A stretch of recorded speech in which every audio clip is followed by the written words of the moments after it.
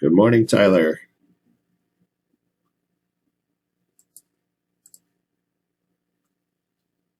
Good morning, everyone. How are you doing, Dawn? I'm good. Good.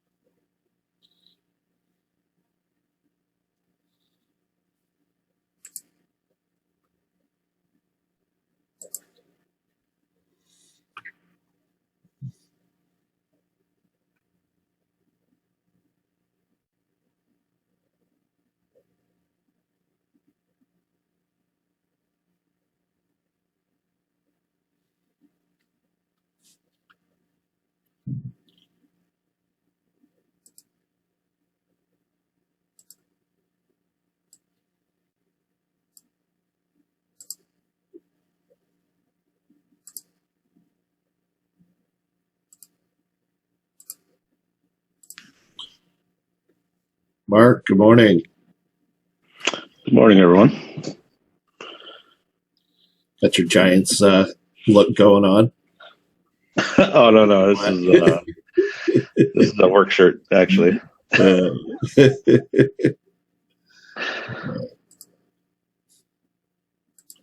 And Christina, good morning.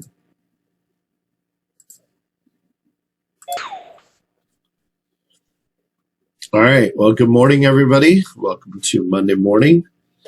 Our lesson as we continue on this week on carpet cleaning. We'll get into that here shortly.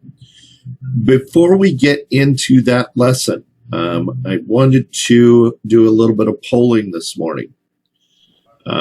As you know, we are expanding our classes or our class offering with the custodial program. You guys are the first to go through the advanced course that we're doing now.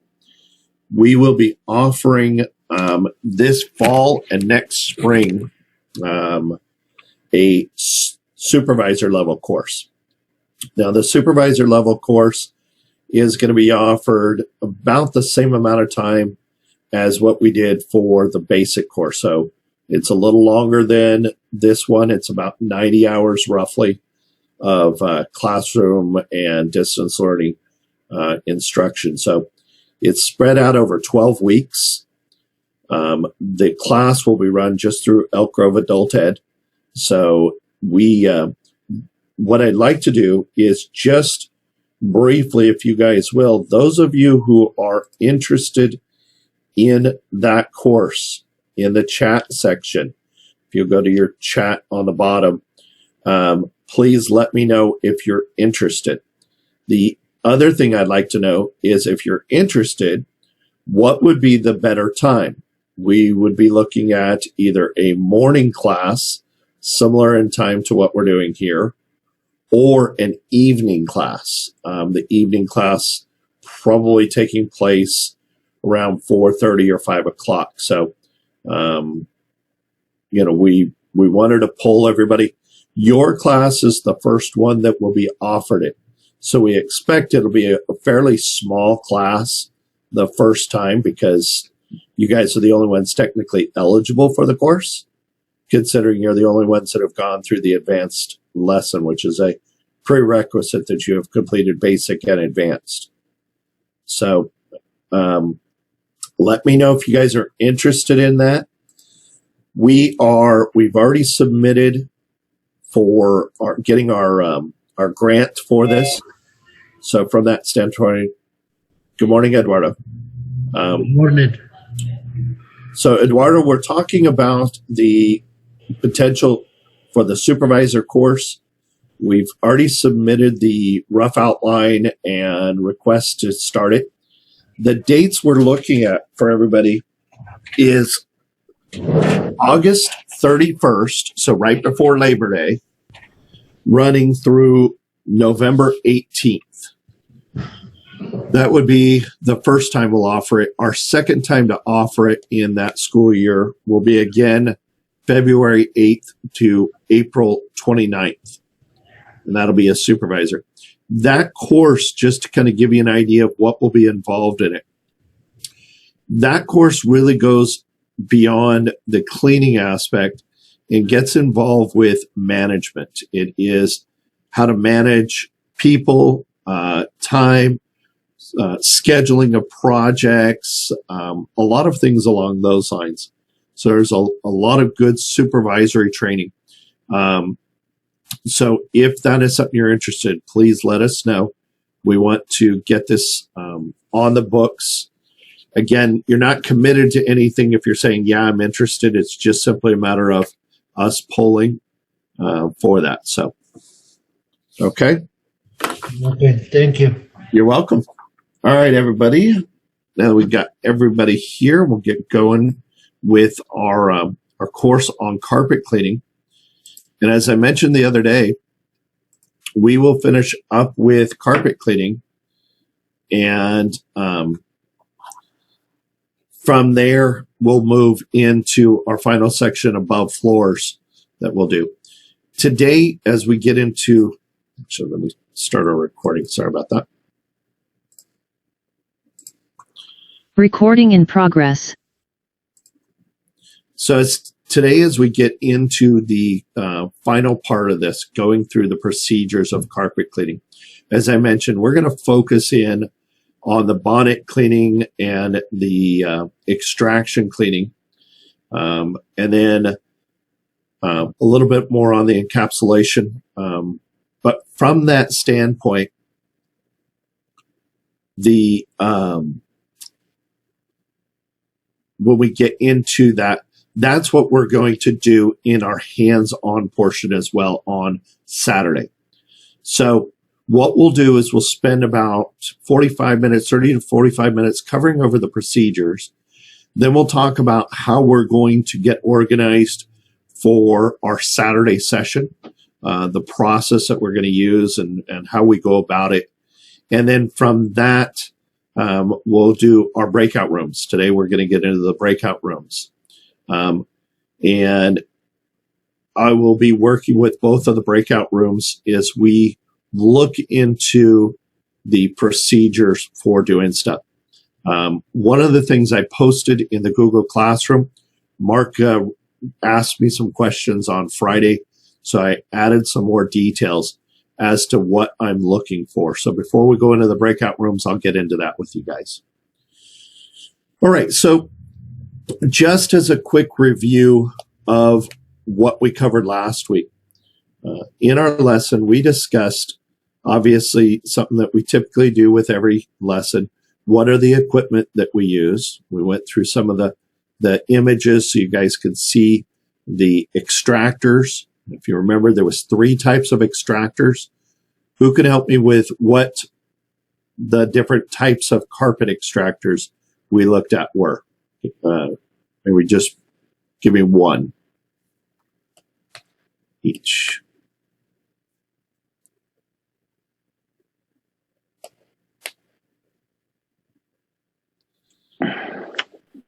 Dry small foam. self-contained.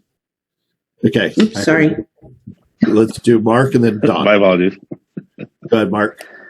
How about your small self-contained units? Self-contained unit. Yep. Okay. And then Don, what did you mention? I said dry foam extractor. Okay. So dry foam is, you're right. There is a dry foam extractor. We didn't really get into the dry foam extractor except for just to show the method. So you're right. That is a different type of one. Within the wet extraction, so we mentioned self-contained. What are 2 other wet extractors that we might use? The truck mounted. Truck mount. Perfect. And then the third is what?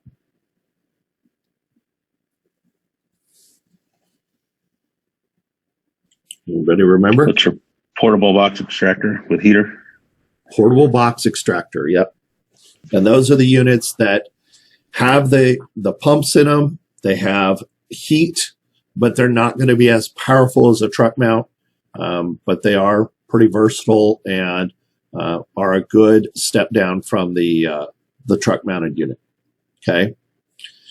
And then in relation to the chemical that we might use for extraction cleaning, just out of curiosity, and we didn't get into what the pH was, but what type of chemical might we use for extraction cleaning of carpets, hot water extraction?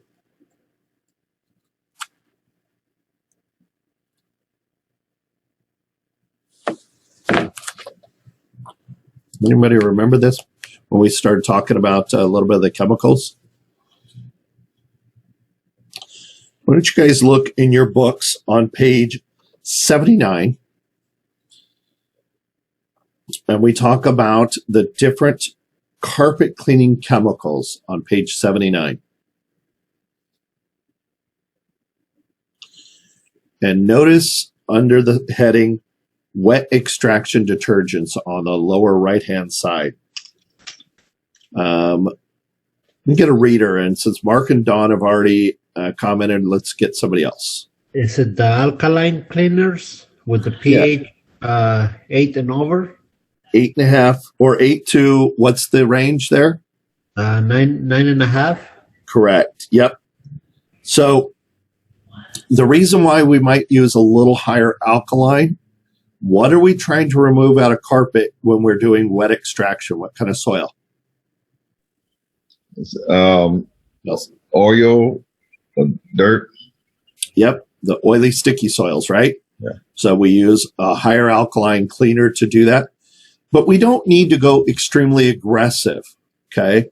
When we go extremely aggressive, we can actually start to affect the color and other things. So typically, carpet cleaning chemicals are lower pHs, right closer to neutral. Now, we also mentioned a chemical that was used in carpet cleaning that we would use if there was a lot of foam. What was that chemical? Defoamer. Defoamer. Yeah, very good. Yep, defoamer. And one of the reasons we use defoamer is if we're cleaning carpets, it's got a lot of residue in there. It's going to build up a lot of foam in our machine, and that could cook the vacuum motor off too soon. You'll notice when we see this on Saturday, there's a float inside the extractor that when that float gets up to a point where there's too much water, it'll shut off the vacuum motor to protect the vacuum motor of water getting inside of it, because water is what will ruin a vac motor. All right. One other chemical that's used when we have a lot of residue in carpet, we talked about this. This would be put into the solution tank and sprayed on as part of it. What was that other chemical? Enzyme cleaner? No, enzymes are used for what? There's a specific use for enzymes.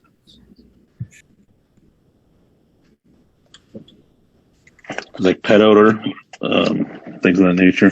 Yep, as well as if we're dealing with animal or food stains. Right. They're very good for that. Okay, so thank you for that comment, Don. But we're specifically talking about something that's an agent. We call it a rinse agent. So we would use a fiber rinse as a chemical if we were dealing with heavily soils where there's a lot of residue. Okay. Another chemical, typically we don't run chemical through the extractor. Instead, what do we do? What other chemical do we use at the beginning of the carpet cleaning that we might spray on the carpet? What do we call that? Pre-spray.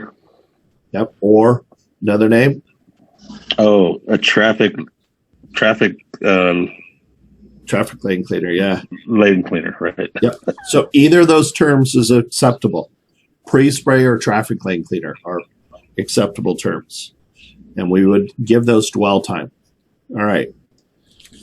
So I think what might help is for us to see this in action, because seeing the process and then us doing it will help. So on Saturday, obviously, we're going to do it. We're going to watch a video from ISSA.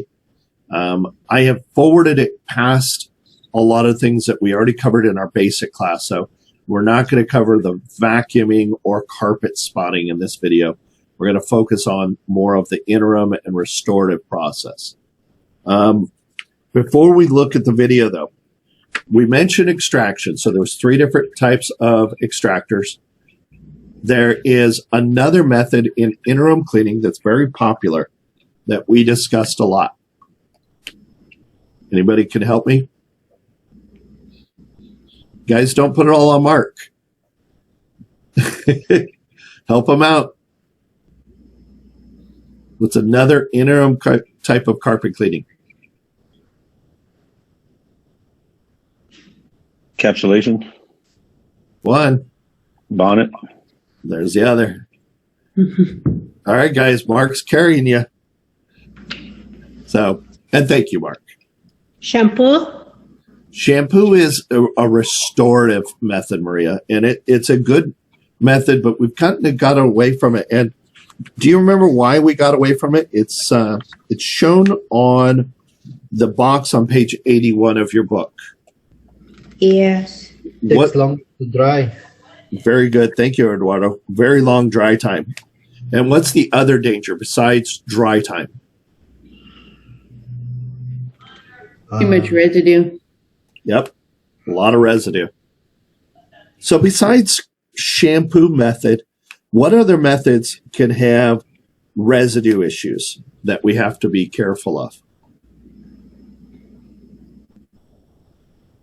Dry form. Dry form. Yep. Yep. And dry compound. Dry compound. Very good. And keep in mind, even bonnet cleaning can leave excessive residue. And that's why we can incorporate encapsulation technology into the bonnet cleaning system to reduce that residue issue. So that's a new method or new way that does that. And one of the things that I want you to understand, when we dealt with hard floor was there's a process for stripping that's either chemical stripping or chemical free. And then there's a process for scrub and recoating there. They're very similar methods, right? But the way we clean it is very similar. Carpet cleaning, we're talking about a very distinct, different methods, but they all can work together. We can use some of these, such as bonnet cleaning and encapsulation, to accomplish that. So, Nelson, your comment. Which one is worse? Leaving the residue. Good question. Let me ask you that. You guys tell me what you think, and then I'll tell you what the answer is. But give me your thoughts. Is it the shampoo? The roller? Bonnet. Okay. So let me ask Eduardo, and then I'll come to Stephen. Eduardo, why do you think shampoo might be? Because it goes deeper in there, so it's harder to get it out. That's a good one. Stephen, what about bonnet? What makes bonnet a bad method? Because if you soak the bonnet and then don't wring it out enough, you probably get too much solution. And you can leave a lot of residue, couldn't you? Yeah. Okay. I will add this to both of those methods, and you guys were both right in your answers. The other problem with both of those methods is the potential for damage to the fiber. With bonnet cleaning, we have the potential of causing damage from either friction burns. The bonnet, if it's too dry, could cause an issue on the fiber itself because it's nylon against nylon. Or it can, with residential carpet, cause the yarn to lose its twist because of the spinning. So, Nelson, what was yours? Oh, which one did I pick? Yep. I will go with the dry compound. Okay. And why would you choose dry compound?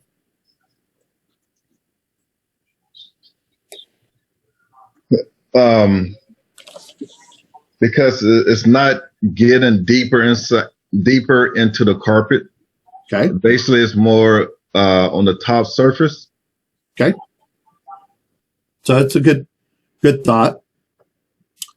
Any other thoughts or ideas of what you guys think might be the worst method?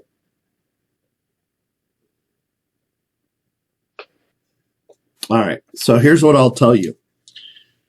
I'm not going to say that one is particularly the worst, but I will say this. Any method that leaves an excessive amount of residue is not necessarily a good method. If you're leaving a lot of residue, then you better be rinsing that carpet well.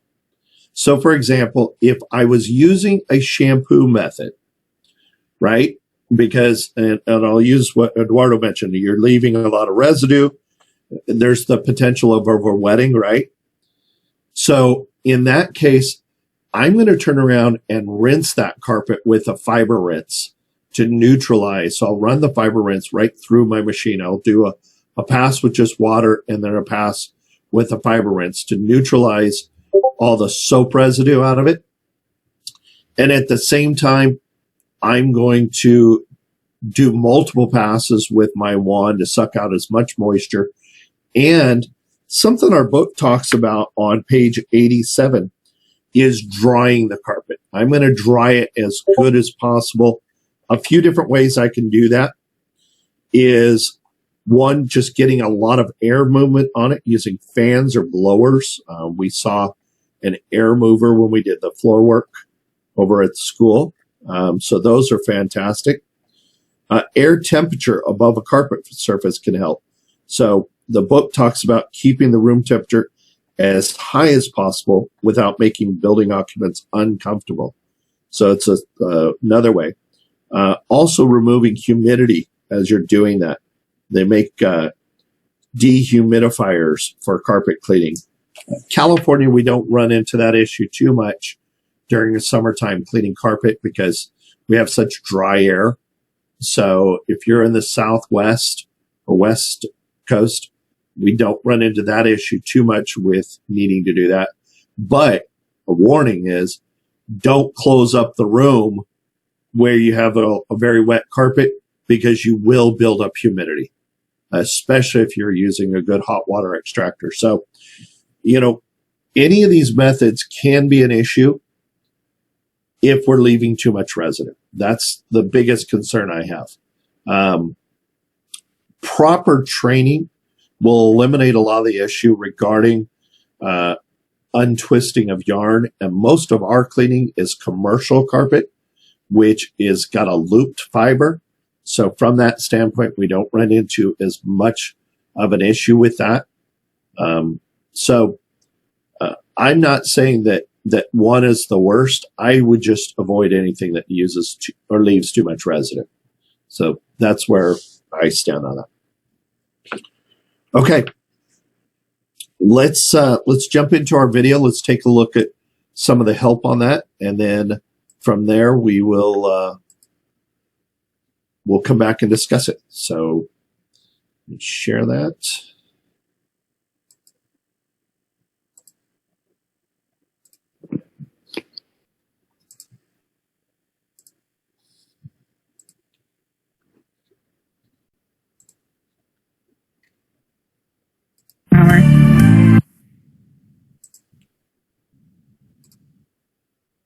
Procedure. Interim maintenance. Interim carpet maintenance focuses on keeping carpets looking good in all areas at all times. So you know it's a DVD. Interim carpet maintenance systems, when used properly, remove surface oils, which improves the appearance of carpet and in turn prolongs a carpet's life. It is critical that interim cleaning procedures be scheduled at the point when vacuuming can no longer provide the level of cleanliness that is required. Removing the dry soil from the carpet is essential prior to using any wet cleaning system.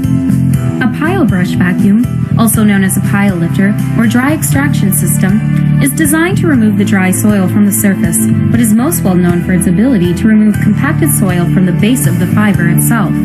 Spin bonnet procedure. Check with your carpet manufacturer to confirm that warranties will not be affected if a spin bonnet system is used. Carpet, unlike hard floor surfaces, are surfaces with multiple places for soil to hide.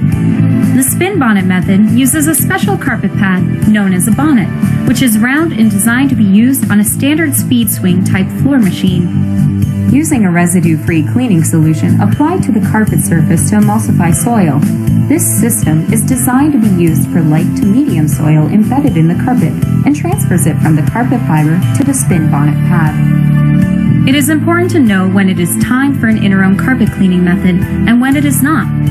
Too often, carpet is cleaned with the wrong cleaning method, and as a result, it becomes increasingly more difficult and costly to return the carpet to its clean and healthy condition. The spray bonnet method is the popular interim system used for carpet, as it breaks down the surface soil on the carpet fiber without saturating the entire fiber to the backing. This method then removes that surface soil and returns the carpeted area to service quickly. The first step is to apply the properly mixed solution to an area approximately 10 feet by 10 feet with a pump-up sprayer. With a clean spin bonnet on a 175 RPM floor machine, start at the farthest end of the pre-treated area and work moving backwards after each set of passes until the area is completed. Repeat the exact same procedure for the next area to be cleaned, but flip the bonnet to a clean side before beginning. Procedure: restorative carpet cleaning, deep soil extraction. Restorative carpet cleaning solutions checklist. Carpet spotter for aggressive spots that require additional attention. Non-residue forming carpet pre-spray cleaner concentrate. Non-residue forming carpet extraction cleaner concentrate. Carpet rinse solution. If there is an extreme level of shampoo residue from previous carpet cleaning systems. Defoaming chemical to be added to equipment recovery tank to knock down foam. Restorative carpet cleaning equipment and tools checklist. Dry vacuum for pre-vacuuming. Pile lifter dry extraction machine. Hose wand box type extractor or self-contained carpet extraction machine with brush. Pump-up sprayer. Measuring cup. Carpet fan. It is important to create a carpet maintenance map that clearly outlines the areas of carpet to be cleaned, which type of cleaning procedure will be used, and when they will be used throughout the year. This is a possible graph showing the 4 elements of deep carpet cleaning. Hot water is a better cleaner for carpet. There are 4 essential aspects to the proper deep cleaning of carpet. Time. It is important to schedule a sufficient amount of time to be able to properly remove the deeply embedded soil in the carpet. Temperature. Heat reduces the surface tension of the water on the carpeted surface. This action makes chemistry work better and faster than cold water. Agitation. Agitation, whether with water pressure or through brush agitation, is required to accomplish uniform chemical penetration and distribution. Without agitation, soil streaks in the carpet can appear after the removal process. Chemistry. Chemicals are typically used in 2 steps. 1. To prepare the carpet for cleaning by reducing surface tension and dissolving various soils. This step, called pre-spraying, is a critical step for heavily soiled areas of the carpet where soils have been ground into carpet. Along with oils, these can be broken down prior to the second phase of extraction. Use of an extraction solution in the equipment solution tank allows the water being used to further penetrate the carpet fiber and suspend the soil away from the fiber for extraction.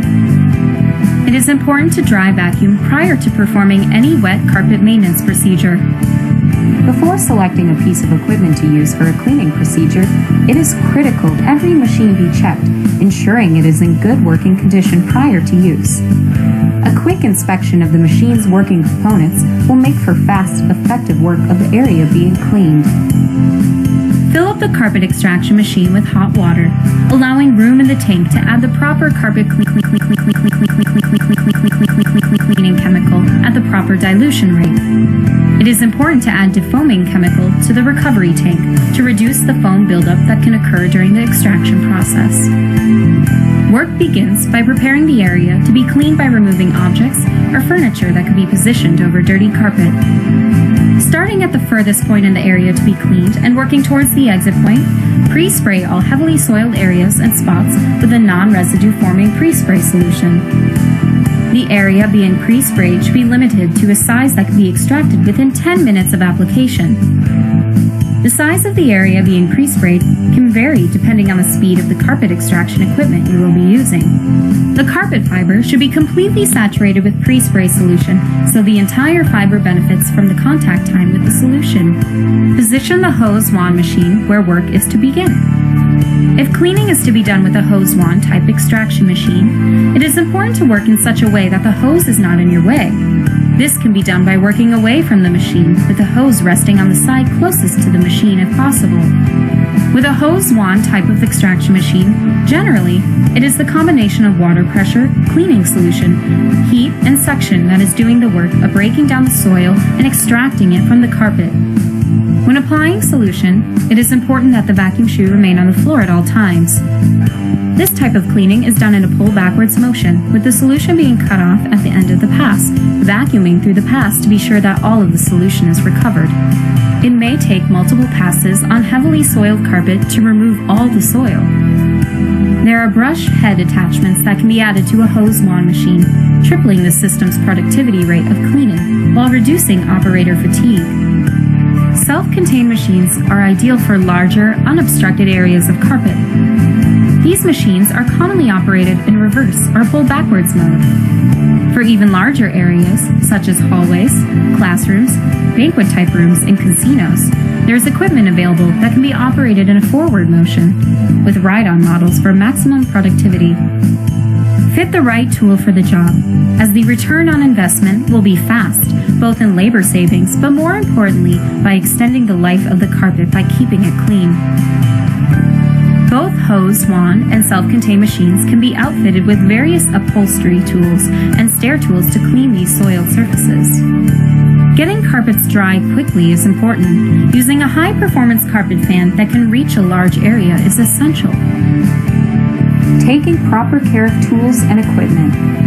We have completed the training for the procedures involved in carpet care maintenance. Now, it is important to take the time to clean all of the tools and equipment that were used during the procedures and place them back in their storage location. Wash all of the tools used during the process. Wipe down the machine with a heavy-duty cleaner, paying particular attention to the underside of the machine, which is where all the action happens. These steps will ensure that these tools are ready for use every time that you need them. A clean, well-organized custodial supply closet saves time and presents a professional impression on all that visit and use it. Floor appearance affects morale, public perception, and safety. Professionally maintained floors are good for a facility.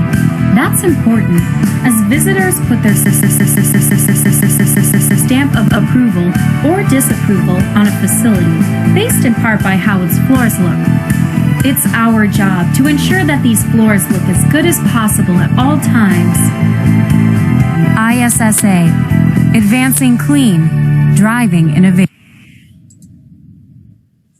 Sorry for the little hiccups there on that. It's a brand new DVD and it still did that. So, all right. So let's go back through some of those procedures on the extraction cleaning and just kind of walk through what you guys saw. And what I like to do on this is let's just kind of go through the room so everybody has a chance to participate. So I'm going to start at the bottom of my list here. Hope you guys don't mind. I'm just going to kind of call on you. Tyler, what was one of the things you saw in the video that stood out on the extraction cleaning, the hot water extractor?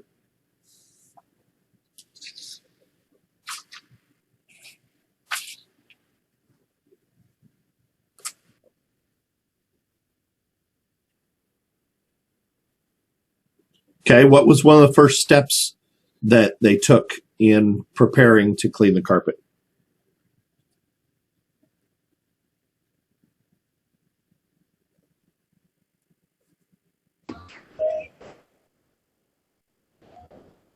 Okay. So for bonnet cleaning, it was getting the right pad for it. Okay. We'll come back to the bonnet cleaning in just a minute. Tony, can you help Tyler out? What was one of the prep things that was done in extraction cleaning? Well, they made sure that the area that they were working on, that it was all, clear of obstructions.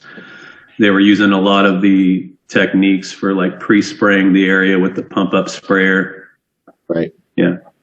So we noticed, they, like on the classroom, getting the chairs up off the floor, putting those up on the desks. What I thought was interesting is they had them up off the desk in the one row, but not in the other row. So Yeah. an interesting little note. On the entrance area, they removed the entrance mat, right? Another interesting note, they hadn't vacuumed the entrance mat before they started rolling it up. Do you guys see that? So, okay. So they were prepping the area, right? And Tony, you mentioned pre-spraying of the carpet. And that would involve that traffic lane cleaner or carpet pre-spray. Stephen, what helped with the chemicals in the machine? What did she do with setting up the machine? Proper dilution and defoaming. Yeah, very good. She added a defoamer into the dirty water tank so that would knock down that foam as it comes in, and she properly diluted it. And she used a measuring cup, right? So we want to use a measuring cup. In carpet cleaning chemicals, we generally speaking will not have a dispensing system for those. They're not going to run through a chemical proportioner. So from that standpoint, we have to measure them out, and we have to use our dilution ratios as we've learned. Okay, very good. All right. In extraction cleaning, Maria, kind of tell us what you saw and your experience too with extraction cleaning, the method. What were they doing on the method with the wand?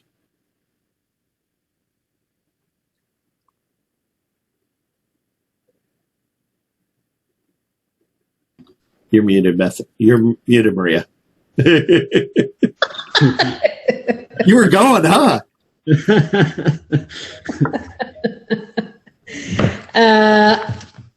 They when they start doing that, they take how I say, they start in the back of the room, and they go to the exit, and they take uniform.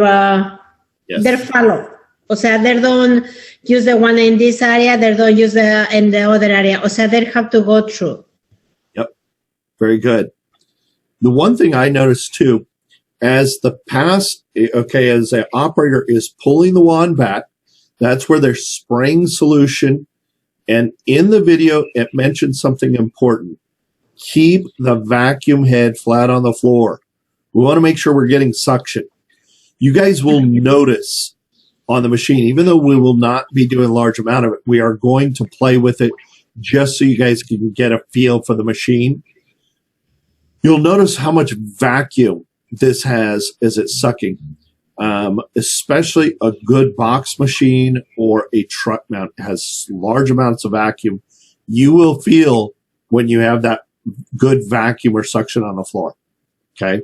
So that's another step. The other thing it mentioned was to pull through the pass. When you let off the trigger, you want to pull past that. And the reason being, use my little piece of carpet here.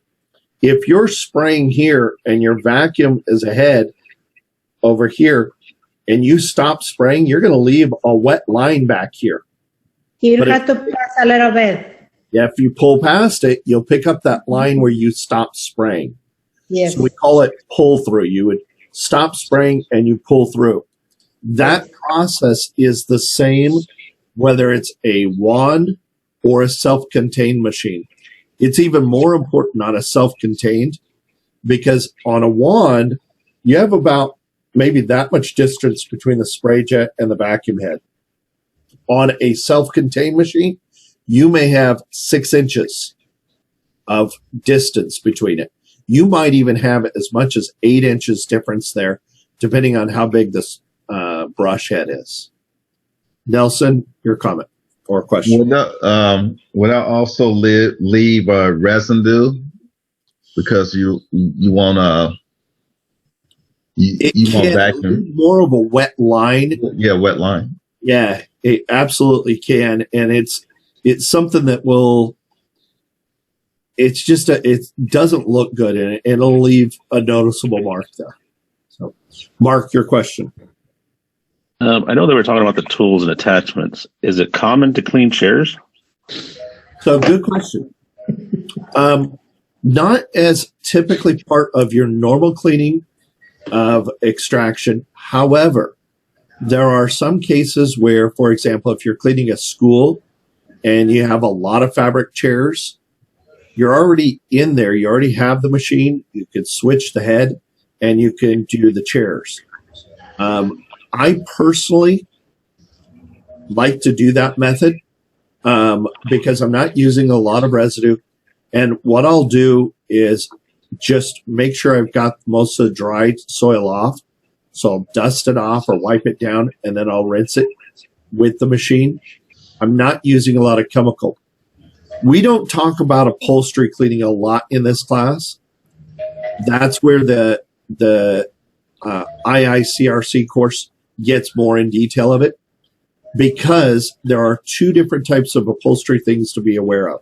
One is cleaning of chairs or upholstered furniture. The other is of fabric partitions. So those partitions, you can use an extractor on those to clean those, but you want to use a specialty tool that is picking it up very quickly. You don't want to spray a lot of solution into those. As you can imagine, you just don't want to over wet them. The other thing that you look at with cleaning of upholstery, especially chairs and things like that, has foam. And if you get it too wet, you'll saturate that foam and it takes a long time to dry. So you want to use some good practices on that. Well, that's what came to mind was maybe teacher coming in the room in the morning, and it's quite a wake-up call to sit on a wet chair. Yeah, right. Yep. So changing your tool to a tool that is going to leave it fairly dry and not over-wetting it. One of the methods I use when I'm doing upholstery and I'm using an upholstery tool, instead of spraying, so imagine this is a piece of upholstery. When I'm using a wand, I'm directly against the carpet. But when I'm using an upholstery tool, I will mist it on up here and then vacuum directly on. So I use a lot less water and I'm not directly shooting it in. The other thing you have to be aware of, if you're using a truck mount or if you are using a portable machine, you want to dial down the pressure for upholstery. The pressure that we use for carpet is far higher. We can go up to 400 PSI on carpet, way too aggressive on upholstery. Usually upholstery would use somewhere in the 60 to 100 PSI range. So for that extent, one of the machines that is discussed is a portable small box machine. We call it a spotting machine, but those also work very well for upholstery. It's basically a small version of an extractor, but with a lot less pressure, so it's not over-wetting the carpet. So those are great tools for that. Good question. Is that like a green machine when you talk about the little portable? I mean, there's a same fields basically. So I can get a visual. Yeah, it is. I will post when we get to a spot here in a minute. I'll post a picture of a unit. Matter of fact, I think we've got one in here.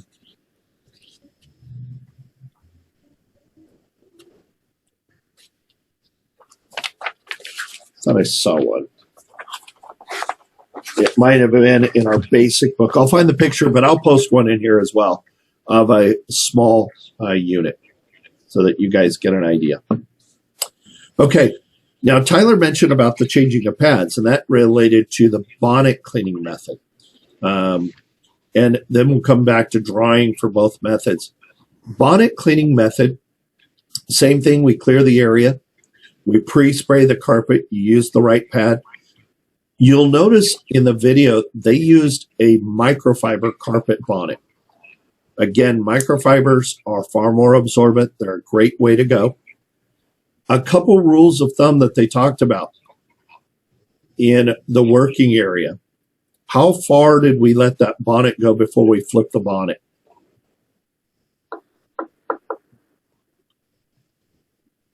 Anybody catch that? Was it, I know they did a 10 by 10 area. Yep, about 100 square feet. Then you want to flip it over. And the other thing they did is they sprayed the bonnet itself and the carpet. Okay.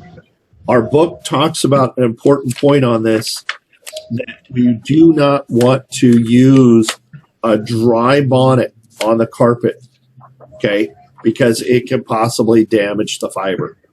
So never use a dry bonnet. That's where the carpet mills are especially concerned about, is the use of dry bonnets. Somebody mentioned early on when we were talking about, what are the bad methods? And one of the methods of bonnet cleaning is soaking of the bonnet, where you can soak it in a mop bucket, wring it out real well, and use that. The problem I have with that method, and it does work, but twofold. Now that we're uneven with the moisture on it, because we've got an area that's got a lot of chemical and a very wet bonnet, and by the time we get to the end, it's kind of a dry one. So I recommend that if you do that, go back over the area you first started with, just so you can blend it back in, because otherwise it becomes uneven with residue. So Stephen, I think you mentioned the overwetting with a carpet bonnet, and that can occur if you are soaking the bonnet in a mop bucket and wringing it out and you don't get it wrung out good enough. So absolutely concerned there. Okay. Pre-spraying and then bonneting. Now, did you guys notice the type of fan that was used on that? Anybody see that? Air fan? No. There's not a specific name, but the description of what it looked like. The one that was on the wheel? Yeah. Yeah. It looked like a cooler. Yeah, it is. So here's what's really different about some carpet fans. Now, we're used to the one that looked like a snail almost, the one we use for hard floor. It's got a fan motor and it's blowing out. It has a round opening at the bottom and it's blowing out against the carpet. And again, nothing wrong with that unit. However, the fan that they were using in the video looked like a box style fan, but what it is the fan is turned blowing directly onto the carpet. And what that does is it's pulling air from up top and blowing it down and going across the floor like this. It is designed on casters so it can be moved around quickly, and it dries the carpet very quickly. So a lot of times if you do that, you can run it through a room and dry the carpet very quickly with those kind of machines. They're very popular, especially if you're dealing with a flooded area. So if you ever have an incident in a facility where you have water damage, maybe a roof leak occurred, a water heater busted open, toilets overflowed from a bathroom onto the carpet. After extracting as much of water out of the carpet as possible, those air movers are fantastic to move a large volume of air and quickly dry the carpet. Don. I just wanted to say that we use those at work, and they work really, really well at drying the floor. And just like you said, just moving it around where you need it to go. Yeah, absolutely. Yep. And our goal, obviously, get that carpet dry as quickly as possible. Nelson. So a blow fan, the one like a snail, is just going to shoot the air straight out. Mm-hmm. And the box fan will pull the air and spread it. It's going to blow it down. Okay, so you imagine you've got a fan. Think of a big box fan like we used to use at home, right? And it's blowing directly down on the carpet. And as a result, that air is spreading across it. It's a lot more direct air over it instead over just the tops of the fiber.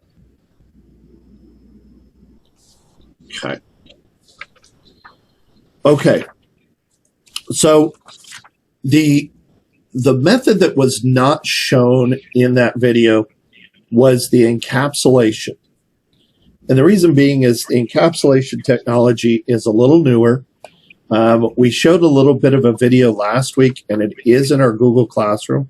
So I'm going to pull that up for just a minute here and just remind you of that one, and we'll take a look at it for a second. Give me a second to get that video up.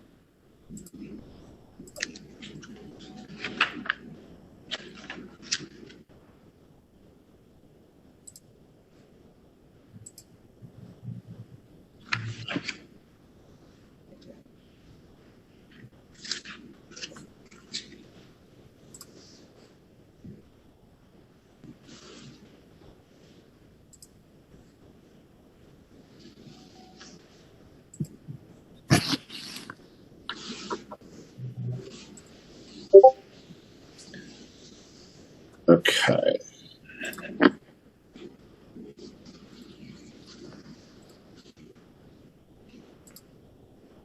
We'll just hit on this one more time. Again, it's in our Google Classroom, but I want to show it one more time. Hi, Bill Yaden with John Dunham. I'm here today to talk to you about a machine that is going to make your life easy. This is going to be the ProChem ProCaps machine. Now, ProCaps is kind of short for encapsulation cleaning. So this machine was designed initially as an encapsulation system to be used in the commercial maintenance market. But there's so much more to this machine that I think even if you're just doing residential cleaning every day of your life, this is going to make it a lot simpler. Let me explain a little bit about the machine, okay, and at the same time, talk to you about the product that we would use if we were doing encapsulation. This is Matrix DSE, which stands for Double Strength Encapsulant. What that means is that you are going to use this in the tank itself or in a sprayer. Either way, your choice. You've got 4 ounces per gallon. That means that this product will make 33 diluted gallons, and you're going to get probably 300 square feet out of each gallon, meaning that somewhere, depending on the amount that you use, how soiled the carpet is, you should get somewhere between 6,000 and 10,000 square feet.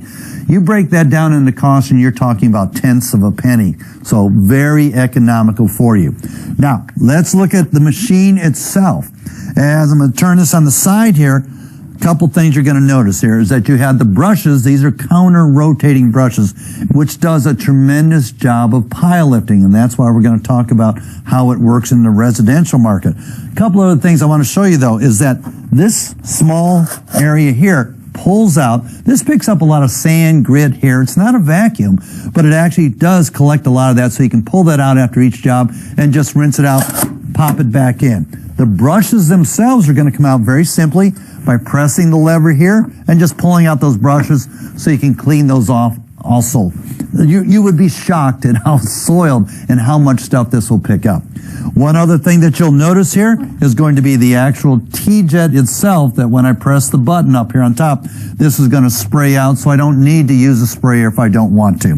When you're ready to use the machine, you're going to just step on the back lever right here, and I'm going to drop that back down. I go into a residential job. I'm going to put down my Matrix Grand Slam in my traffic area. Then I'm going to bring out the machine, run through the traffic areas. It's just going to take me a couple minutes. And what I've got now is agitation of my pre-spray. You will be shocked at how simple it is to extract after you've done that. Because for so long we've been using hot water extraction, and we're really kind of weak on the agitation side. So that means it makes a world of difference. The other thing that you're going to do is, if I want to do encapsulation, the only difference is I'm going to press the button. At the same time, I'm going to spray that comes out in the middle of the T-jet there. And then I'm going to go over that area. So either way that you use this machine, whether you're using it as an encapsulation in a commercial market or you're using it as an agitation tool in your residential cleaning, makes your life simpler, makes you more effective, makes you more money. What else can you ask a machine? All right. So again, that's just the encapsulation system for carpet cleaning. That unit, not specifically that brand and unit, but that style unit you guys will use on Saturday. So we will actually have a chance to use both a bonnet cleaner and encapsulation unit. You'll have a chance to get a feel for a extractor. However, we will not clean with it because we've got to be careful. We run into a lot of issues with that carpet there at Gerber. So we want to go as low of moisture as possible for what we're doing there. So that product just doesn't stay wet, and the technology with that brush is that it's countersink. It's moving in opposite directions. Correct. Are those little rubber nubs getting into the fiber of the carpet? Yeah, it's actually nylon bristle brushes that are getting into it, and you'll see it'll aggressively do it. He mentioned it's called pile lifting, and in the video he used a not this video, but the one from ISSA. One of the first machines they used was a pile lifter. Pile lifters help to get dry soil out. So you can use this in that manner and then vacuum the carpet for extraction cleaning. So it's a great way to pre-do it. The mention here was to use it to pre-spray, after you put on your pre-spray, to agitate the carpet with it and then extract. So that's a second way it could be used. Or third, on its own as an interim. And then what's left behind is a product that has what we call an encapsulator, right? Which is a acrylic polymer that when it dries on the carpet, that polymer will encapsulate whatever soil's on the fiber. And then when you let it dry and then vacuum the carpet the next day, that rest of that residue comes out. So from that standpoint, we don't run into wicking issues. Wicking, remember, is the idea of a stain that appears to be gone coming back. And I think we've all seen that, where we thought we got rid of a stain, and then a few days later or a week later, it reappears because all the moisture's come out of the carpet and that stain reappears. What the reality is, the stain was never gone. The stain just worked its way down the fiber, and as it dried, it acts like a candle wick, where it just comes right back up to the top, to that top third. So, okay, so let's talk about how we will do our cleaning over at Gerber when we do the area. We're going to focus on cleaning the hallways and do from the front entrance down the hallways, and we'll also do into the office area. But what we're going to do is this. We'll move our furniture and we'll move it to an area where when we put air movers on, we can get that carpet dry very quickly. But we'll move our furniture out of the way. Then, obviously, what's our next step? Before we start wet cleaning, what should be done first after moving furniture? Check the carpet to make sure it's no gum, no soil on the carpet, vacuum. Okay, very good idea. So we're doing an inspection first. Okay. Should we be doing any spot cleaning at this point before doing that? We can do spot cleaning, yep. And we're going to do something else even before spot cleaning.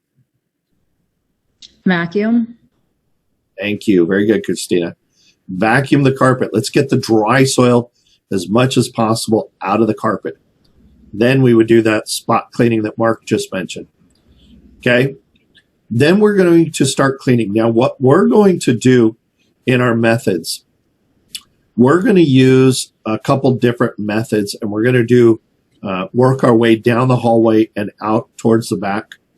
We are going to use the encapsulation method, utilizing the encapsulation machine on the entrance area there and down part of the hallway. We will use bonnet cleaning in the area that is inside kind of where Teresa's office is, inside the double doors there, and we'll bonnet clean that area. So we'll get both things done, and I'll work our way out of the building. And then what we'll do is we'll go into a classroom and we will do some spotting techniques. We'll work on some of these samples that I have. We'll do some stain removal. And what's cool is we'll do stain removal and we'll show a couple different things. What happens when we don't rinse and we're trying to blot out the stain? What happens when we just try to spray it on and blot it and that's it? Or what happens when we rinse to remove the stain using an extractor? So it'll be a nice way for you guys to see the value of good spotting techniques and get a chance to play around a little bit with some stuff. So the idea is that I want to see everybody have an opportunity to run this equipment. You had the hardest time running a swing buffer is on a floor when we're stripping or waxing. One of the easiest ways to run a swing buffer is when we're bonnet cleaning, because it doesn't tend to slide across as easily. It's not going to, you're not going to worry about having as hard of a time controlling it because of it's grabbing a little bit more on the fiber. But that's where we also want to make sure our bonnets, we pre-sprayed those, we pre-spray the carpet. And then before we leave the area, we'll put air movers on. Now, I'm working with, I got to send an email over this afternoon to Ruben to see what equipment we'll have available. Likely, we will probably only use the snail style air movers for what we're trying to accomplish this week. So I don't think I have, I know he has the other style, but getting those out of Ruben for this is going to be a little difficult. So, okay. So that will be our plan for Saturday. The goal is to get started probably at 9 o'clock. We'll get there. We'll get ourselves started and organized by moving everything. So from that standpoint, what I'd like to see you guys do as soon as we get there and we have everybody there, we do our quick check-in. You guys can start moving furniture. We will move stuff into room 10. So it's out of the way and we'll stack it up nicely, or into the area to the left of the office. We'll have that door open as well. So we'll get it moved into those areas quickly. And then you guys understand the process. So somebody start getting the vacuuming done, and then we'll just move through that process quickly. So, all right. That sound pretty good? You guys got comfortable with what we're going to accomplish? Okay. Carpet cleaning is not a difficult thing to do. And in reality, you guys are going to find that this is a method that you could turn around if you have carpet in your homes, that you're going to feel pretty comfortable with being able to go clean your own carpet at home after this Saturday. I will tell you that the process is fairly easy. So, and even with the extractor, you're going to find that process is real simple to use. And, you know, the amount of chemicals, the good thing is these are chemicals that you can purchase at Home Depot, but you have to know what you're looking for. Get the pre-spray. Make sure you have a little bit of defoamer if you need it. We won't need to use defoamer, by the way, because we're not going to use the extractor as far as trying to clean a large area. Okay? Okay, so that's what we wanted to cover for the carpet cleaning session of this. And we're going to move into our discussion in our breakout room. So I'm going to stop our recording. Recording stopped. Okay. So now let's take this into the application. We've got the idea of the process. And now we need to then figure out what methods are you going to use. And so I want to share with you something out of the Google Classroom that I put together for you guys and kind of discuss that. And we'll go into our breakout rooms. So can we? All right.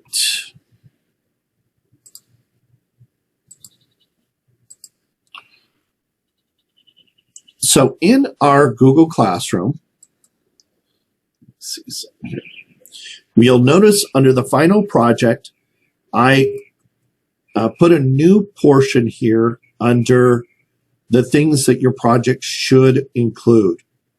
So all of your projects, whether it is the school or the medical building, this is what I'll be looking for. First of all, a list of all the areas of your site. So we don't need a map of your building. That's for your benefit. What we want to see more is a list of those areas and a description of the floor type in those areas and how much square footage.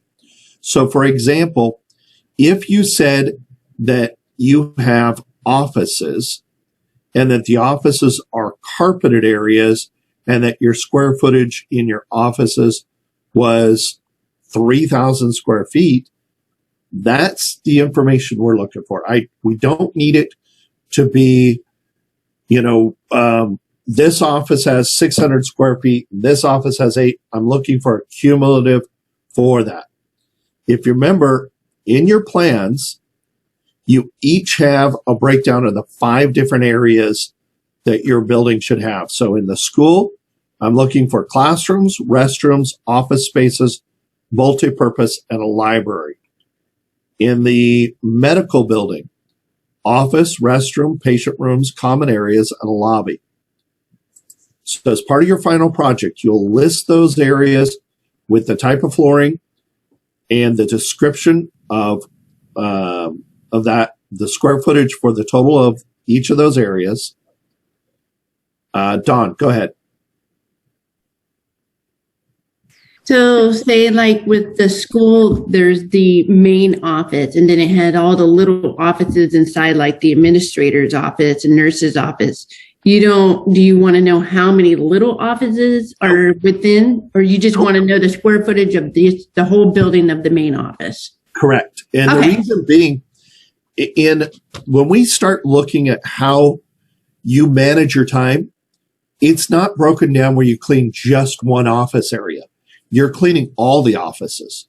And if they all have the same type of flooring, which, by the way, I would encourage you for this project to make sure all your spaces have the same kind of flooring. So for classrooms, by the way, don't have mixed flooring in this project. Choose a type of flooring, and that's what you're going to have in your classrooms. So you might say in the classrooms that you have 23 classrooms. That's fine. But what is your total square footage of classroom space? Okay. Total square footage of all 23 classrooms, not each individual. Oh, okay. Okay. Yep. That should simplify that portion of it. Because when we start looking at how much time is spent, we don't break it down by each individual room. We take the cumulative. Okay. And I'll show you that as part of what we do on Wednesday's class. Then you'll list the daily procedures. Now, this is what's going to be a little bit different. In your basic project that you guys did in the basic class, you guys simply said you have these areas and you gave us a map and you said, this is how I'm going to clean it. Here, what you're doing is a little bit different. You're saying, here's how I'm going to clean it. This is the amount of square footage I have to clean. This is my floors. I do not need to know on the daily all the equipment, materials, supplies that you're going to use for the daily cleaning. You guys have already done that in the basic class. We simply want to know the what it is on the square footages, right? So estimate the amount of time. So this is part of the workloading.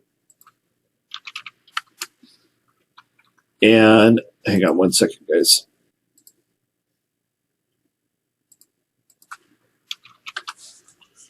So part of workloading that we'll do on Wednesday is we'll take that total square footage and we'll figure out how much time it takes. All right. So that is part one of your project.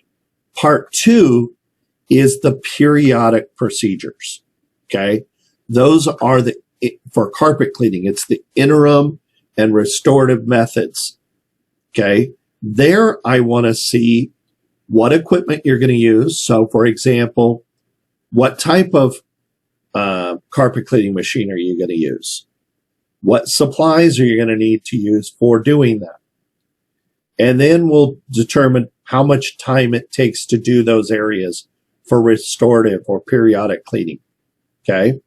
So your project will be based on those areas. And what you could do is you can simply list, here's my project cleaning, here's my daily cleaning. Here's my project cleaning.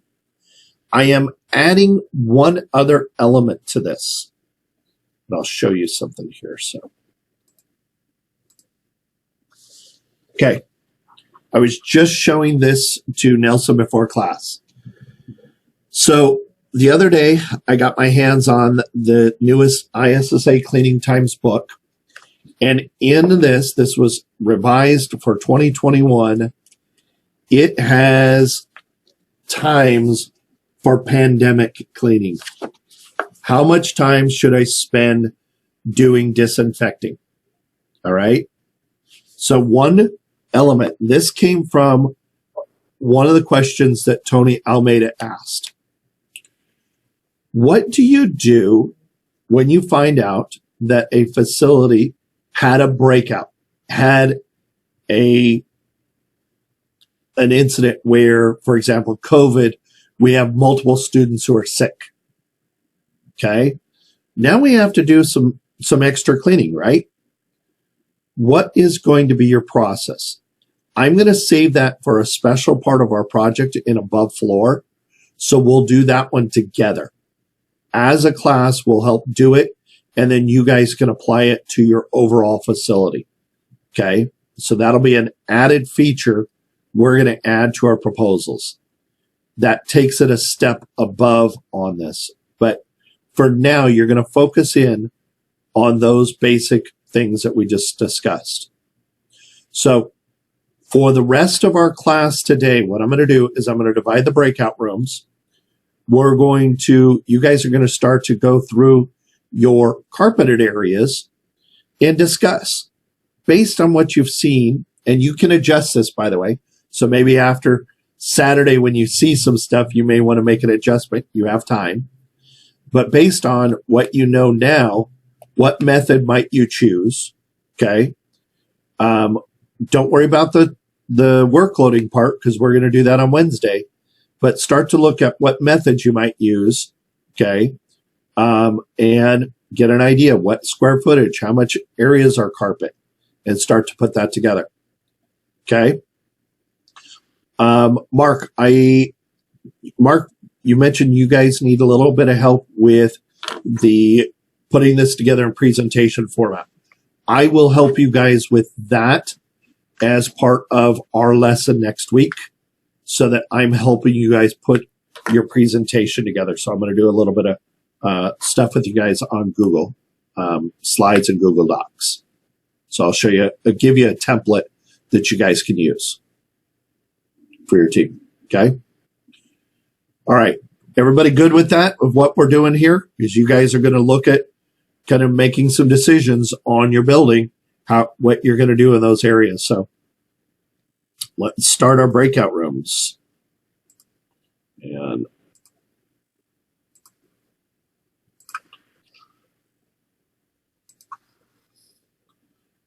so we had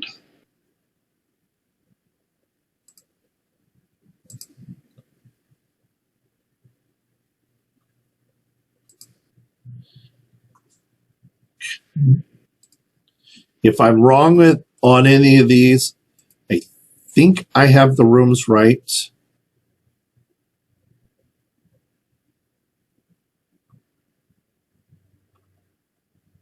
Okay. And I need to add somebody.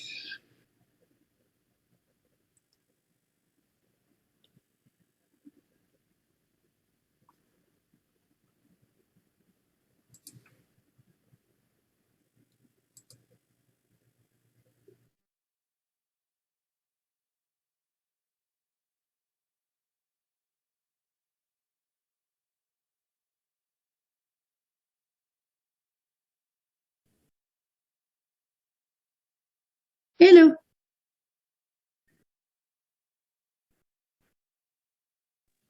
Hello, how's everybody doing? Good. Good. So now that makes it a little bit easier. I wasn't sure how the square footage thing goes. So you already have your square footage, right, Nielsen?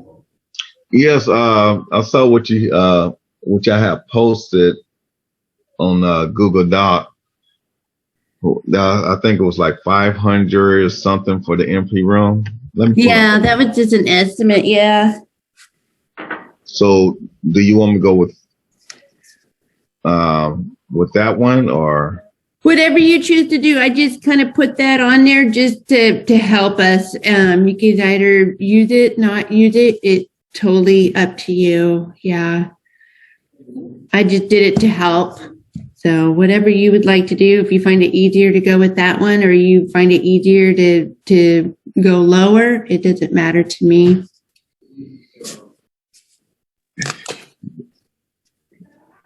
Go lower with less work, huh? Whatever. Yeah. I mean, that was because we estimated the stage with that one. And you had mentioned that you wasn't estimating the stage when at Kennedy. So that's why I said, whatever you would like to do, it doesn't matter to me. It was mainly, I wasn't sure who was going to do what. So it's kind of like an estimate of how many classrooms and then offices and whatnot. So, yeah. Yeah, because I didn't include the stage because overall it was like, what was it? 177, something like that. Oh, okay. Because I wasn't gonna do the stage with the yeah, then don't do the stage. If he didn't ask for the stage at all, so I wouldn't even worry about it. And then with the offices, Tyler, I didn't count the whole building, so I am estimating the whole building itself is probably 3,000 square feet. So I didn't even think about like the front of the office. I was thinking for some reason just administrator to nurse's office. So the whole building itself would be 3,000 square feet approximately for the main office. Because I wasn't because with the MP, the cafeteria, I wasn't gonna include the kitchen. I wouldn't include that either. I just was focused on the body of the MP room. Yeah, that's all I would focus on too. So that's why I said if you want to take the numbers down a little bit, then go ahead. I mean, it was just, like I said, just a rough estimate just to help. All right. Yeah. And then Tony, with the library is mainly all carpet. With just, with a few windows. So however you would like to do that,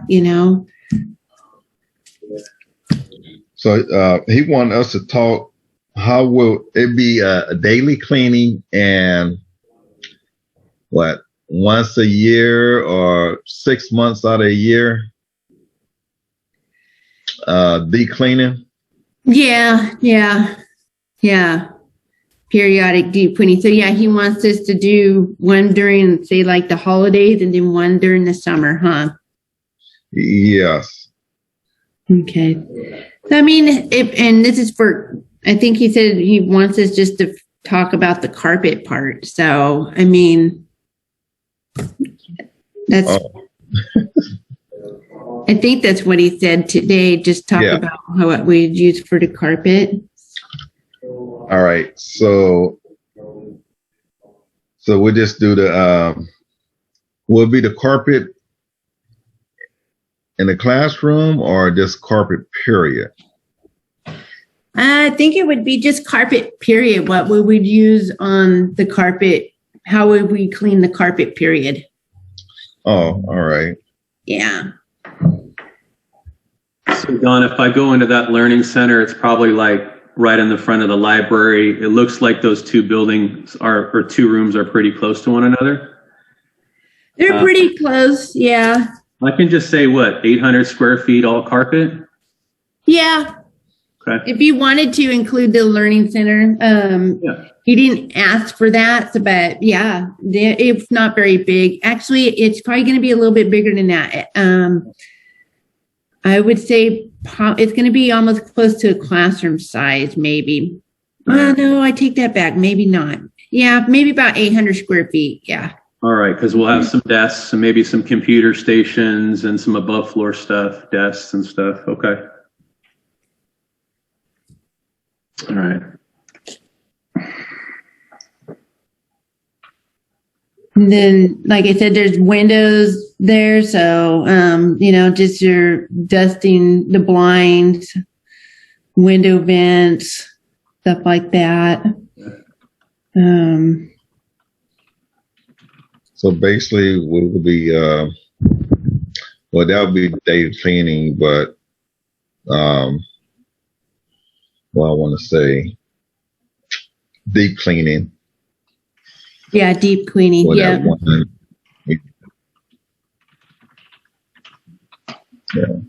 I'll just say bonnet.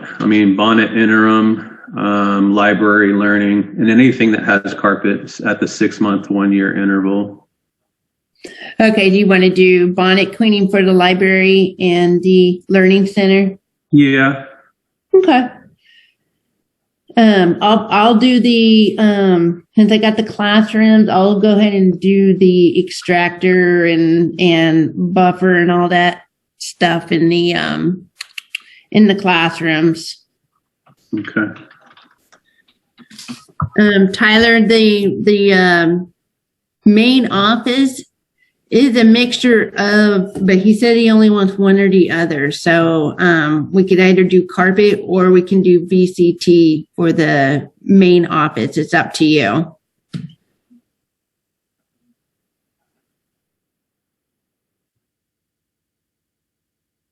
You want to go with the hard floor? Okay. So if we go with the hard floor, we got to figure out how much square footage, how much stripper and floor finish we'll need.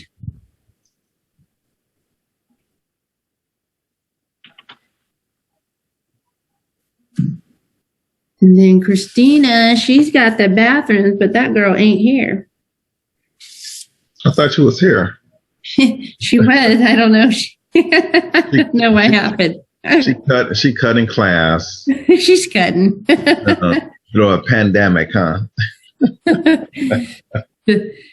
So she's got the restroom, so. So, hey, Christina wasn't feeling well, so she had to duck out today.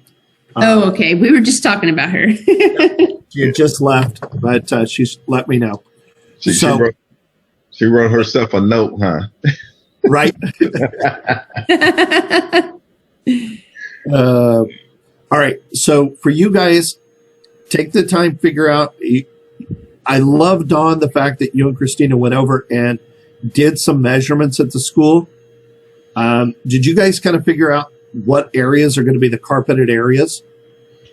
that's what we were discussing right now. For sure, classrooms, the library. The library is also connected to what we call a learning center. So Tony said he was going to go ahead and include that in his portion. And then we decided that the main office was going to be hard floor. And also the MP, obviously, it will be hard floor as well. Okay. Excellent. I wanted to throw this out for you guys. If it lowers your cost and makes it a little easier, if you have an area such as the offices that are hard floors, you don't have to have all of your hard floor be one that requires wax. I just wanted one area. So for it, that you could say, hey, I just want it to be the MP room. We're going to use LVT in the office. That's fine. Or if you put vinyl or VCT in the office space, you can use polished concrete in the MP room. I'm going to leave that up to you guys. You may choose in the school. You know, I've seen polished concrete in the main offices too. So, I mean, it's up to Tyler if he wants to use polished concrete, because that just would be a scrub and recoat if we needed, right? Just scrub clean. You won't even have to recoat with polished concrete. Okay. The only area I do want, like I said, I want one area that does have where you're going to have to use wax, just from the standpoint we're demonstrating that we understand the process and that. So if it's going to be a big area that's wide open like the MP room, great. You know, because then you can use an auto scrubber for it. Okay. Okay. So, okay. And then keep in mind, we are going to get into, in the next lesson when we deal with above floor, the daily cleaning tasks. We will go through those. So those will be built into that part of the presentation. That is, what does my daily cleaning look like? We don't, because we've already done this once before, we don't need to get into, for presentation's sake, for daily cleaning, I'm going to use a backpack vacuum. I'm going to use this. Here's so much the chemicals. We're not doing that on the daily cleaning. It's only on the restorative that we'll do that. The daily cleaning is, this is my areas and we're going to clean it. And this is how much time we're going to spend cleaning those areas. Oh, okay. That makes it a lot easier, because I thought, oh my goodness, it's going to be a big presentation. Yeah. And from that standpoint, the reality is most people that you would present this to are going to look at that and say, how much time does it take you to clean this building for daily cleaning? That's it. They don't care all the details. So you've already learned that part. I don't want to redo that. Now we're moving beyond into the periodic, that interim or restorative cleaning. So from that standpoint, I do want to see, what method are you going to use for doing that, and how much materials are you going to need? How much time is it going to take? That's going to be the one that'll have a little bit more detail. Okay. Okay. So today you're focused on the carpeted section. And if you guys have anything on the hard floor that you need to wrap up, feel free to do that. One other question. Do you want us to present this all individually, or are we going to combine this all onto? You'll combine it as one presentation, but each person will have a share in that presentation. Okay. Yep. So if, for example, you're responsible for presenting the classrooms, you'll do that. You may choose one person that is going to kind of start it off, and that person can say, explain, for the daily cleaning process, we are going to do these daily tasks and it'll take us this much time. Great. That's your daily cleaning tasks for, in daily cleaning. And you imagine what the custodian does at a school. What do they do? They're trashing, they're cleaning the floors, vacuuming the floors, and they may be doing some basic dusting, and then cleaning the restrooms.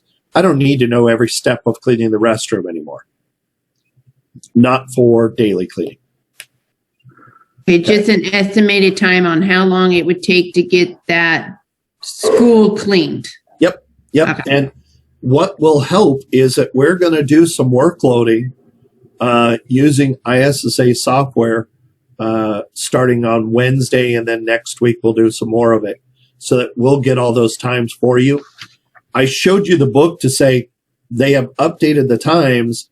We're going to use a computer software program to actually do it. So I'll help you guys with coming up with the times based on the information you're giving us. That's why we need those square footages. Okay. Okay. All right. I'll give you guys a few minutes to work on that and discuss, and I'll pop back in a few minutes. Okay.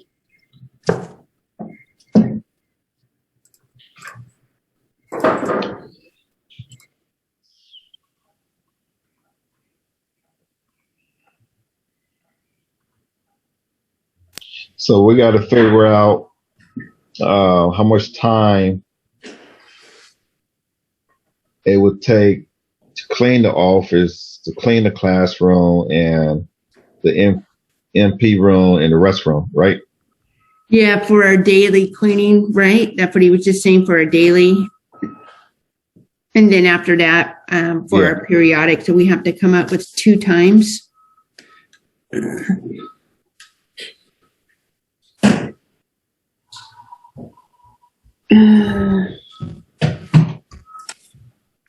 Let me see something.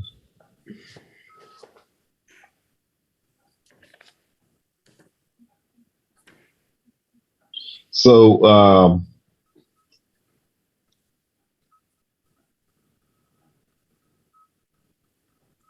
so what you have posts, like for me, for the MP room, would be best. Just, what is it?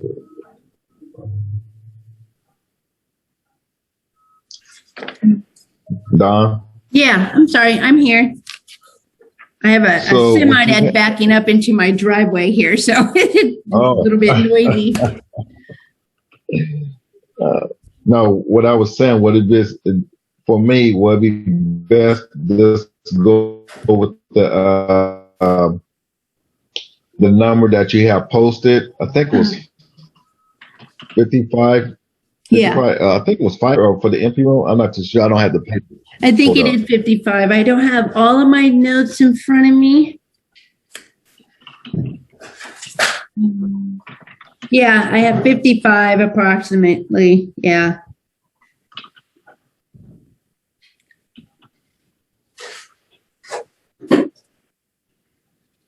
I mean, it would take me a little bit of time to figure out numbers, because I would have to figure out how long it would take me approximately to vacuum each classroom and so on and so forth. Right now I'm at a little over 36,000 square feet that I need to calculate the numbers. So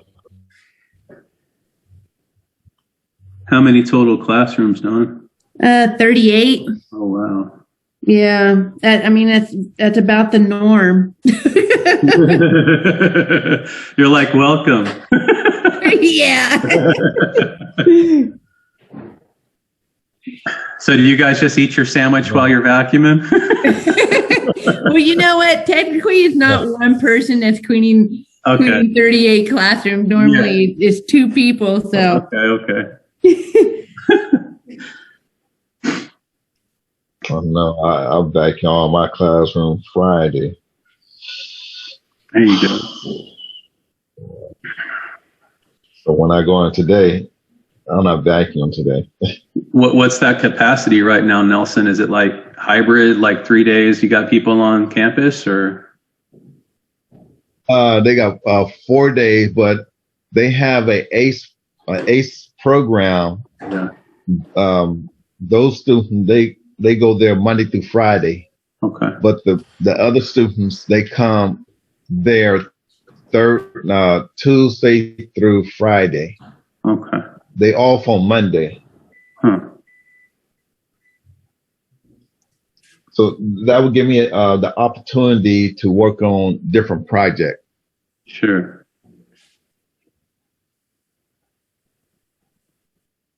So that timetable, Don, when you have the measurements of the area, I guess there's a formula in there that helps you get the total time. Yeah. So that printout I printed it out where it gives you all the approximate times for each thing. Yeah. Now I have to not learn, but I have to divide it and multiply it to get the actual number, which I'll probably do tonight. I'm not going to do it while we're all sitting here because that would take me forever. Yeah. That's kind of neat to have. I mean, really. I mean, that really is helping at a supervisory level for y'all that are looking over teams. It's like, this is kind of what all of that should take. And then if it's not getting done, you're like, wait a minute, who's working? Right. Right. That's On cool. what? Yeah.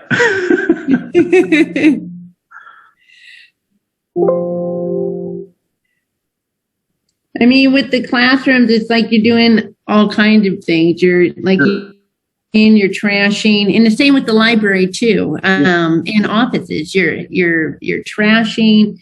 You're doing some high dusting or whatnot. You're dumping pencil sharpeners. You're making sure the soap and paper towel dispenser's full, wiping down counters. Disinfect now. It's like, I'm sure Nelson knows more than I do. You're disinfecting and wiping down way more surfaces, like all the touch points because of COVID. Yes. So. To all the touch point, the doors. If you're working in the elementary school, they have sinks in every classroom. Well, a water faucet in it. Pencil sharpener, sink, teacher phone, the keyboard. That's the whole 9 yards. Yeah. And then,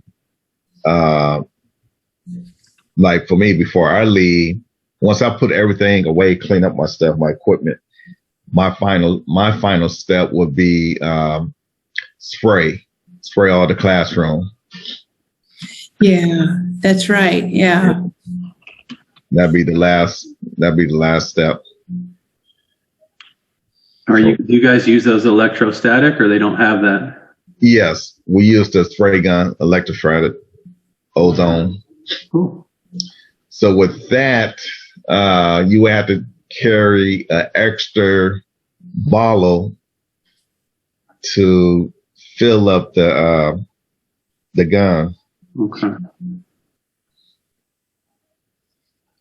Yeah. I can't pull up mine.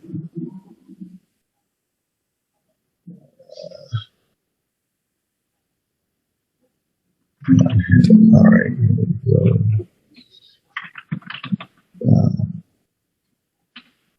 Good dry.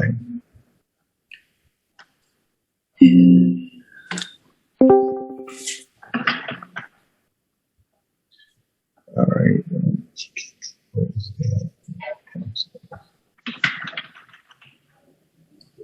I've never used the encapsulator machine, so I'm kind of excited to use that on Saturday. Yeah, that's cool. I like that. It's like, wow, all of that is coming out of the nose and it's wrapping around here or there. It's kind of neat how it gets underneath surfaces too. Yeah. I would like to try to use a lift puller, Apollo. Yeah, that'd be cool because you mentioned something about wicking, like an old piece of rug, and you're like, how do I get that up early on? Yes. Yeah. Because when you have heavy traffic in schools, especially the office and classroom, and the carpet is old, so even though we have the upright backpack, now the backpack vacuum, it is pulling the top, surface, but it's not pulling the dirt in the carpet. Yeah. Yeah, it's just kind of mainly like a surface. It just kind of goes across the surface. It doesn't really agitate the carpet. No. Yeah. and just pick up the degree and keep on going. Yeah. But they need to, I don't know, I'm going to ask, I'm going to talk to Tony, because they need a cordless. It'd be nice if we have cordless backpack. Absolutely. Yeah. But you know what, Nelson, I've used the cordless backpack and they don't have a whole lot of suction. I will tell you, the bag, once it gets to a certain level, it loses suction real quick. That's the only shitty thing about the cordless one. Just a heads up. I mean, that might be the downfall of it, but you don't have to worry about pulling a extension cord to throughout the class, and get caught. And you think you be on the go, and then next thing you know, you get rejected. Yeah. Yeah. That happened to me Friday. I said, boy. Yeah, you probably, if you went battery, you'd probably have to have a pretty nice lithium cell, like an 18 volt capacity, and it might only get you through half of your run, but I mean, it'd be nice, not to worry about that cord. Yeah, and then you don't have to look for no outlet to plug in. Yeah. Yeah, that's time right there concerned. That's time lost right there. That's because right. My classroom, my classroom's a pod. You walk to one class and go to the other class. Okay. Yes. And that'd be real nice with a cordless backpack. Let's keep on going.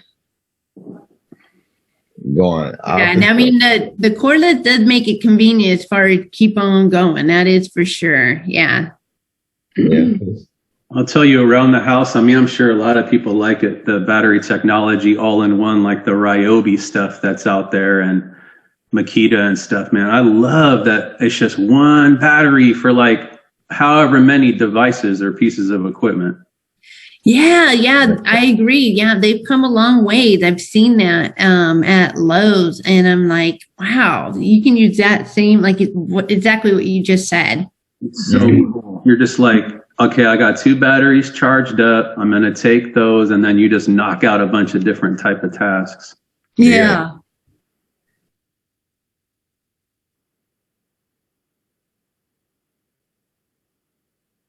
Yeah, that's true. Yeah. And then what I found out, since I'm doing the MP room, I found out what I want to call it, not an auto scrubber. It's it's a cordless edger. Mm-hmm. Like like a doodle bug. Oh, okay. I know what you're talking about. Yeah, it's in a book. I think they call it edger. Yeah, the ones we use at work actually have a cord, so a cordless one would be a lot easier to use. See, I didn't even know that they had an edger like a doodle bug. So what I did, I just started surfing on a website, and I said, wow, this would be nice if they had this at the school when we do our deep cleaning, or it don't have to be deep cleaners. It'd be real nice. Because we're scrubbing back and forth, but let the machine do the work for you. That's right. Yeah.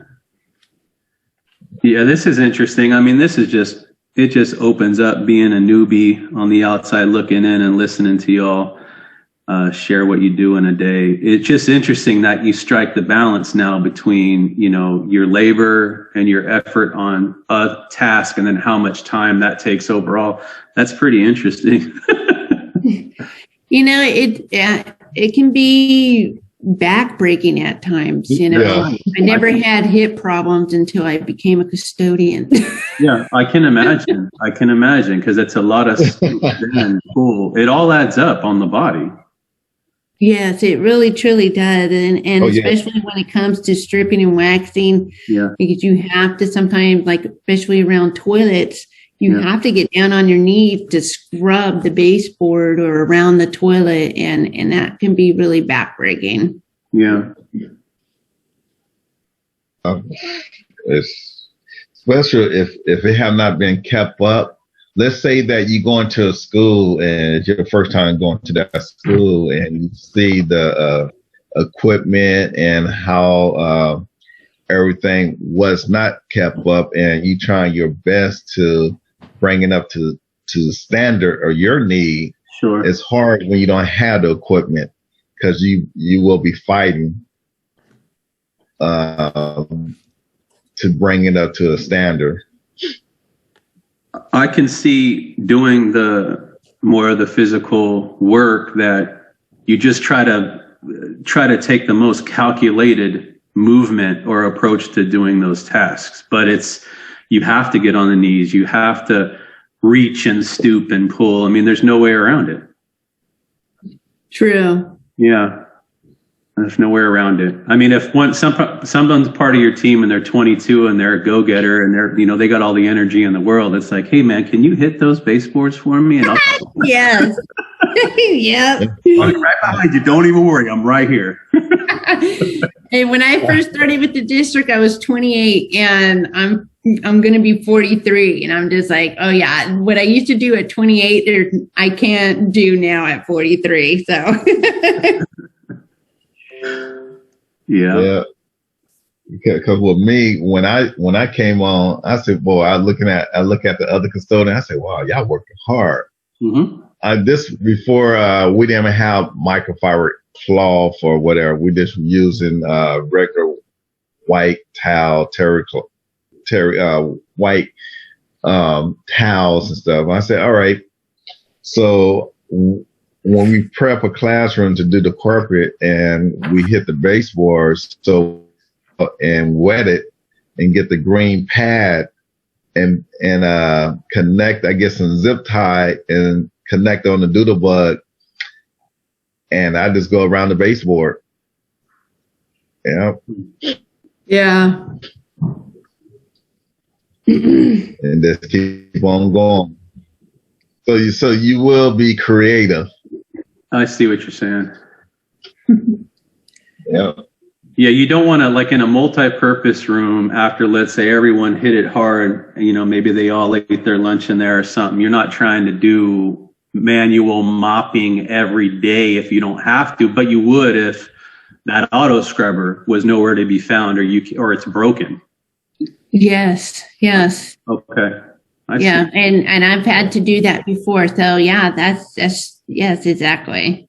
Okay, it adds up. Dude, you just spot mop and look at it and keep on going. Okay.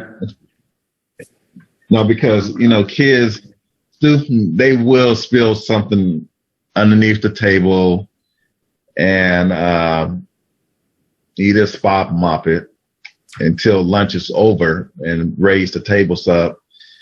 And then that when, like y'all have mentioned, if there's no auto scrubber, then you have to mop, the MP room, which I did multiple times, especially the cafeteria. Yeah, I just took my time. Yeah. There's got to be, because I used to do back in the day when I did food service and banquet, we set up and we tore down. So I would think, do you guys got to set up those multi-purpose rooms in the day for like that lunch service? Yeah. Oh, wow. That's a lot of work right there, too. Well, sometimes if the MP room is not being used, then the cafeteria tables will already be set down. The trash cans will be lined up at each table, in our way. Okay. Unless, like, let's say they're going to have like a talent show, then everything's got to get out of there or something. Yes. All right. Wow. And compared to a high school, to an elementary school, to a junior high school, the high school, they always hosting something in the cafeteria. So prime example, let's say that they're getting ready for their junior prom or their senior ball. So what they're going to do, have different vendors come out like an expo and have tuxedos and the whole 9 yard. So it'll be different vendors inside the cafeteria. but you also have the cafeterias lined up. Well, they be adjusted so that everybody could see, because they will have a catwalk inside the cafeteria. So they will model, the prom dress, the tuxedo. They'd be on the stage. So you have to set the stage up. Well, you don't set the stage up, but SB, they will set the stage up. The students. All right. Yeah. Hey, Dawn and Nelson, do you guys, on certain sites that maybe they give you, do you have to order your supplies and stuff, keep stuff stocked up? You would order through like a custodial. So they have one site that that you would order through. Usually, if it depends, you would tell your lead at that site, hey, we need this or we need that, or your lead may already know, and they'll put in an order that goes straight into custodial. Okay. Yeah. Okay. There's a form. Yeah, they have a software that they use, because they get most of their supplies from Home Depot. Oh, okay.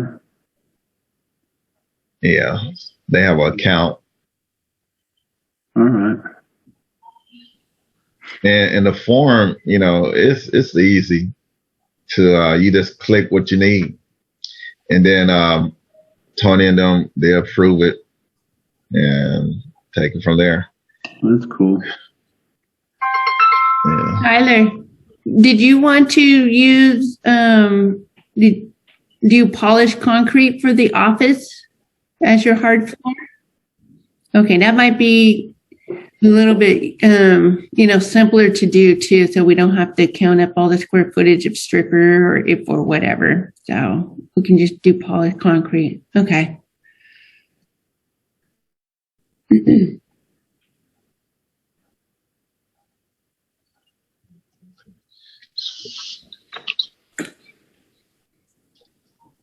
Are you guys all working today?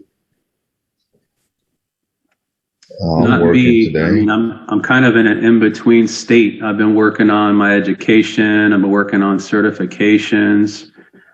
I came off of doing a route. I thought I was going to go into logistic transportation delivery.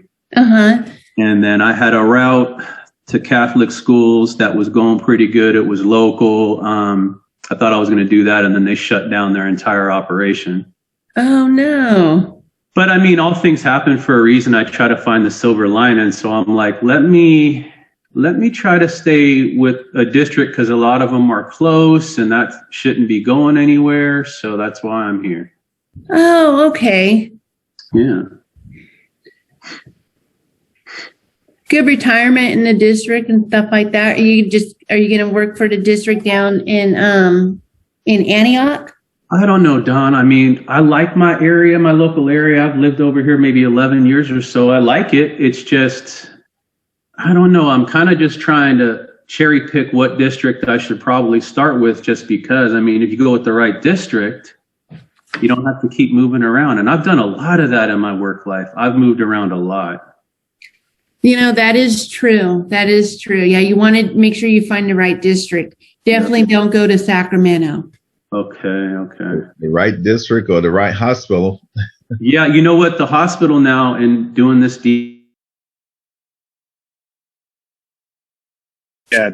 dilution ratios, things like that. Yeah. I don't need your dilution ratios. Just give me a total of about how much product you think you'd use. Okay. Especially like on the floor finish. Right. That's going to be, how much floor finish you would need on the hard floors. Okay. Yep. So Eduardo, we can use this then.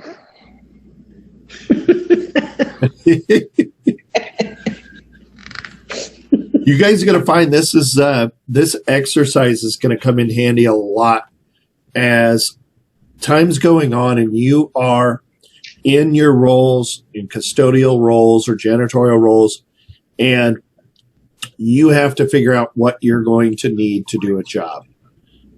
Even if you're not, overseeing anybody else, your boss has assigned you the task of you're responsible for this. He says, Stephen, I need you. You're going to be responsible for getting the floors done in the offices, next month. You're going to need to have a plan. How long is it going to take? How much materials am I going to need? So that's where this comes into play. Because, for example, if you found this is something that I'm going to need a couple days because it's a big job. It's going to take more than 8 hours. And there's only, you and Mark to do the job. So now you have to be able to come back and say, you know what? This is a 2-day job. When do we set aside time to do it? They may say, well, okay, we've got to be able to do it on a weekend where we can be shut down an extra time, or a day where the area is going to be closed down and we're not going to have an issue. So that's where that planning comes into play. And your roles in the doing of floors is being able to convey that information. One of the things that I'm teaching to a group of or a team that does floor work for a living is right now they're using too much time to do the job. So their boss approached me and said, I need some help being able to train them because this seems to be taking too much time with 3 guys to do this job. We're just not getting the coverages. So we did a little bit of evaluation, and what we found was there a lot of standing around time. And what we had to do is basically take out the manpower, how many guys. We just needed to look at the job in general and say, how much time should it take to get this job done? And then from there, we started looking at the staffing. What do we need? And what we found is there was a lot of standing around time. And that's unproductive work. Granted, we saw that when we were doing the training on hard floor, that we were waiting on floor finish to dry. But when you're doing a large project, that's the time that you're cleaning up equipment. That's the time you're doing something else, getting that done so that you're being productive. So, okay. All right. So the plan is, as we're continuing to move forward, we've completed the carpet cleaning section. You guys can begin doing your module reviews for the carpet cleaning section. I went ahead and did mine, so I have references of page numbers for you. So if you have questions on Wednesday, I'll be online early so that we can answer that, or a little bit after class, we'll have some time. On Wednesday, we will spend a little bit of time on workloading and putting some of this information that you guys have into a computer program from ISSA and looking at how long does it take to do this. And then we'll move on to our above floor areas, and we'll begin that lesson on Wednesday. So, okay. And then reminder, we will not have class Friday because of our Saturday class. All right. Well, guys, thank you. I'm heading over to Gerber, so I will talk to everybody on Wednesday. If you have questions, Maria, we are getting you your login squared away. You'll have that this afternoon. Just talk to Therese, so we'll get you squared away. Logouts for what? Didn't you need your login for the testing? Oh, already I did a test. All right, good. You got it. All right, good. We're all set. Okay, Cool. thank you. All right, thank you, everybody. We'll see you all on Wednesday. Have a good day. See you. Bye. Bye, guys. All right, everybody else. Bye. Okay, bye, Mark. Bye, Nelson.